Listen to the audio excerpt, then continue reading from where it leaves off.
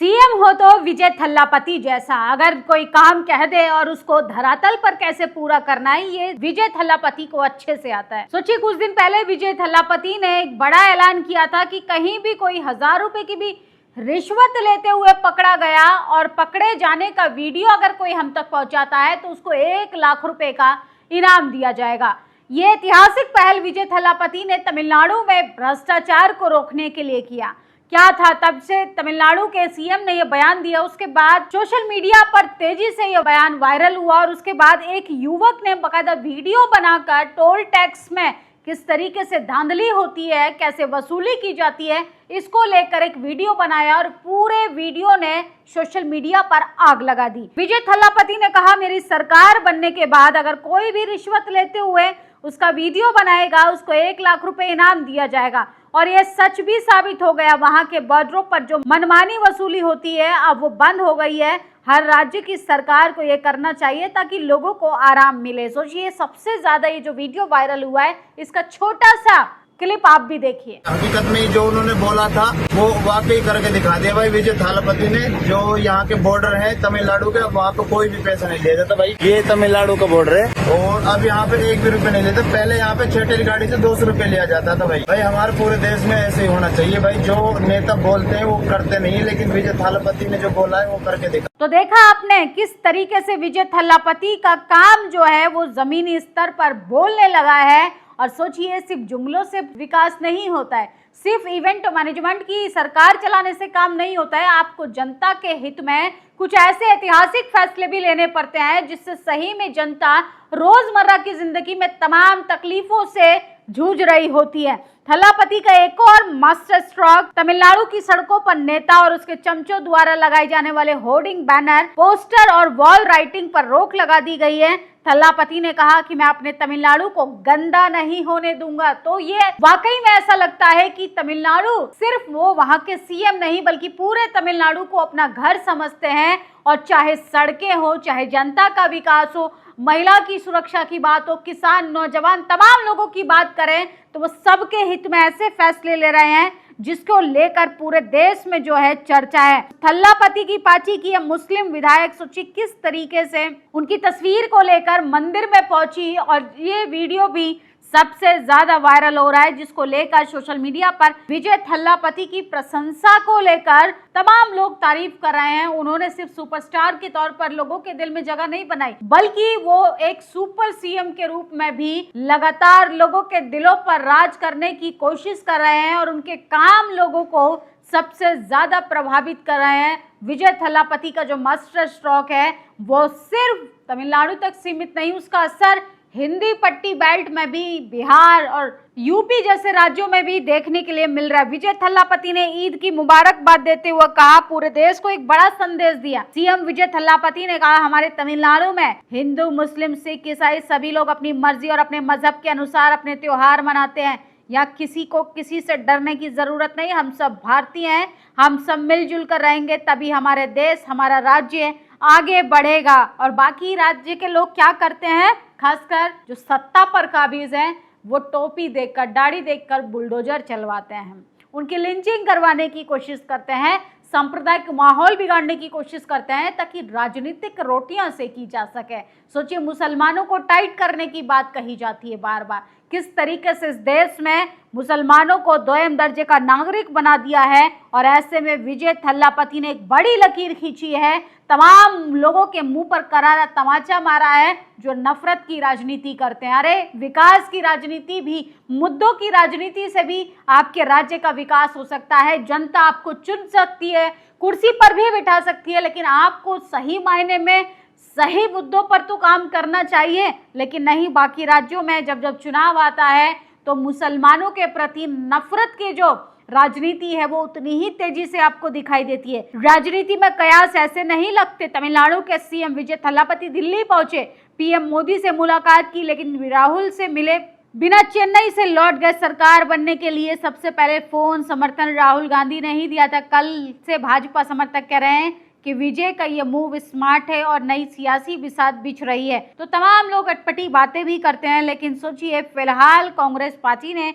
अपना समर्थन जो है विजय थल्लापति को दिया है, जिसको लेकर उनकी सरकार बनी थी। लेकिन तमाम लोग अपनी राजनीतिक कयासों से माहौल को तुरंत नैरेटिव सेट करने में लगा देते हैं। तमिलनाडु के मुख्यमंत्री ने वो काम कर दिखाया जिसकी कल्पना करना आसान नहीं था। मुख्यमंत्री बनते ही उन्होंने महिलाओं की सुरक्षा के लिए कानून बनाया, वीवीआईपी कल्चर को खत्म किया, सड़क पर मंत्री या मुख्यमंत्री के काफिले के दौरान सड़क बंद न करना खत्म किया, बड़ी बड़ी कंपनियों के सीईओ से मुलाकात करके राज्य के निवेश करने के लिए भरोसा दिलाया। लेकिन अब तमिलनाडु के किसानों के लिए विजय थल्लापति ने ऐसे काम कर दिखाया कि तमिलनाडु ने 14 लाख रुपए तक का किसानों का जो लोन है वो माफ करने का ऐलान किया है, उसकी घोषणा की है। मुख्यमंत्री विजय थल्लापति ने सीमांत किसानों का 50,000 तक का लोन माफ करने का ऐलान किया है। तो ये वाकई में काबिले तारीफ है। अब किसानों के आगे बैरिकेड नहीं लगाए जाएंगे, किसानों के आगे अब तार नहीं बिछवाए जाएंगे,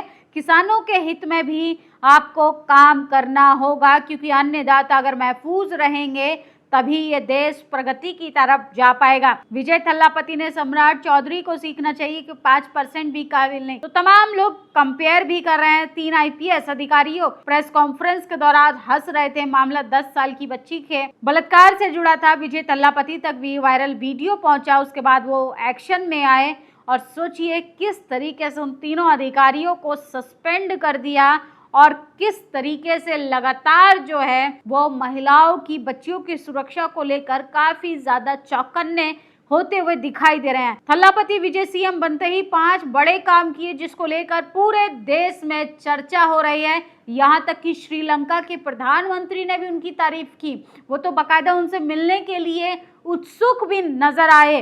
किसानों का कर्ज माफ किया, महिला और दलितों को ज्यादा प्रतिनिधित्व दिया, 69% आरक्षण बचाने पर जोर, नीट पर, कावेरी मुद्दे पर केंद्र से टकराव किया, भ्रष्टाचार पर सख्ती, प्रशासनिक बदलाव। इसलिए लोग उन्हें सिर्फ एक्टर नहीं लीडर भी बोल रहे हैं। इसलिए काम से प्रदेश की जनता का दिल जीत रहे हैं। और सोचिए लीडर डीलर नहीं बल्कि जनता के हित में काम करने वाला अगर नेता सही मायने में अपनी पावर का इस्तेमाल करता है तो जनता उसे एक बार नहीं अनेकों बार चुनेगी। आप जनता के लिए शिक्षा पर काम तो कीजिए, आप जनता के लिए अस्पतालों की अच्छी व्यवस्था तो प्रोवाइड कराइए, आप वीवीआईपी कल्चर को खत्म कीजिए। फिर देखिए कि किस तरीके से पिछड़े जो राज्य हैं, जो लगातार पलायन करने के लिए उस राज्य के लोग नौकरी के लिए अपने घर को छोड़ते हैं, अपने राज्य को छोड़ते हैं, तमाम तरीके की जलालत अपनी रोजमर्रा की जिंदगी में झेलते हैं, उसमें भी बदलाव होता हुआ दिखाई देगा। राजनीति आम इंसान की समझ से परे है, कौन किसका दोस्त कौन किसका दुश्मन। जोसेफ विजय को मुख्यमंत्री बनाने में पूरा हाथ बीजेपी का है। तो इस तरीके की तमाम लोग जो हैं वो तरह तरह की बात लिख रहे हैं। लेकिन थल्लापति ने पहले ही कहा था कि हमारी वैचारिक लड़ाई जो है वो बीजेपी आरएसएस के साथ है, लेकिन हमारी राजनीतिक लड़ाई जो है वो डीएमके पार्टी के साथ है। तो तमाम लोग ज़्यादा खुश होने की ज़रूरत नहीं है। सोचिए तमाम राज्यों के मुख्यमंत्री अगर प्रधानमंत्री से मिल भी लिए तो इसका मतलब ये थोड़ी ना है कि वो भारतीय जनता पार्टी के मुख्यमंत्री हो गए। सोचिए तमाम लोग किस तरीके से मुद्दों को डाइवर्ट करते हैं। लेकिन ये तमिलनाडु के जो सीएम लगातार ऐतिहासिक जो लकीर खींच रहे हैं उन काम की कोई चर्चा नहीं करेगा। उन काम को बाकी राज्य के मुख्यमंत्री क्यों नहीं कर पाते? सवाल ये होना चाहिए। विकास जो है वो बुलडोजर से नहीं होता है। जोसेफ विजय एकदम नॉर्मल इंसान है, तनिक भी एटीट्यूड नहीं, एकदम शांत। मीडिया वालों को लगता है अभी भी वो एक्टर ही हैं, जैसे बुला रहे हैं सीएम साहब वैसे ही उनकी बात सुन रहे हैं। सीएम साहब उन सबकी बात सुनकर वैसा ही कर रहे हैं जैसा वो कह रहे हैं। भारत में कई सीएम ऐसे भी हैं जो ऑन कैमरा मीडिया वालों के लिए मुंह से प्यारे प्यारे शब्द निकाल चुके हैं, लेकिन जोसेफ विजय को देखकर लगता है शांति, सादगी, संयम भी किसी नेता की सबसे बड़ी ताकत हो सकती है। दिखावे की राजनीति करना नेताओं को इसलिए जरूरत पड़ती है क्योंकि धरातल पर उनके काम जो है वो खोखले साबित हो चुके हैं।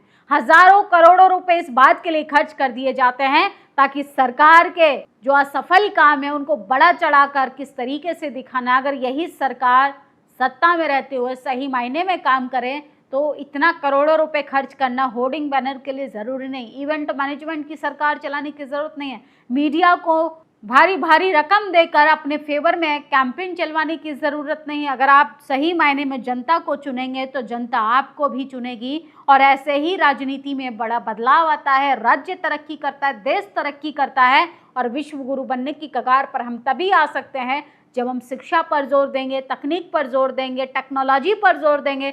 एआई का जमाना है। सोचिए, तमाम कंट्री जो है वो कहाँ तक की सोचने की 2047 के सिर्फ हम बातें करते हैं, लेकिन हकीकत कुछ और चीख चीख कर बोलती है।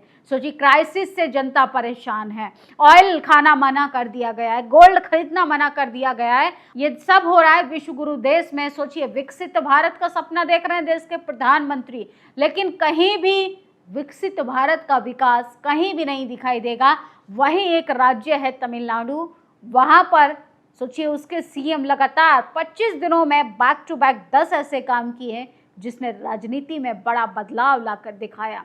तो नेता सिर्फ वादों से या जुमलों से नहीं चलता। नेता अगर जनता के हित में काम करता है तो जनता भी उसको चुनने का काम करती है। आप लोगों की क्या प्रतिक्रिया है विजय थल्लापति के काम से? आप किस काम से प्रभावित हैं? आप मुझे कमेंट बॉक्स में जरूर बताइएगा। शुक्रिया।